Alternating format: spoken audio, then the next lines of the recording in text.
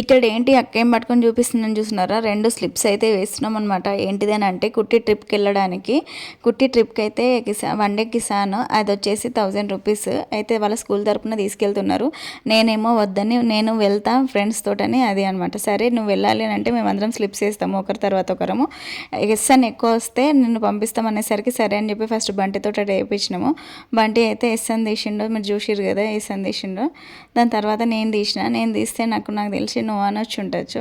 తర్వాత హనీతో తీపించినాము, ఎస్ అనే వచ్చింది అనుకుంటా నేను తీస్తే కూడా. తర్వాత హనీ తీసింది, కుట్టి తీసింది. కుట్టి తీస్తే కుట్టికి నో అనే వచ్చింది. తర్వాత హనీ తీసింది, హనీ తీస్తే హనీకి నో అనే వచ్చిందనమాట. ఇంకా ఇద్దరం ఎస్ ఇద్దరం నో తీసినాము. దాని తర్వాత ఇక్కడ బంటి ఏడుస్తున్నాడు. ఏంటిది అని అంటే అక్కని పంపించాలి, అక్కని ఎందుకు పంపించకుండా ఉంటావు నువ్వు, అక్కని పంపించు అని వాడు ఏడుస్తున్నాడు.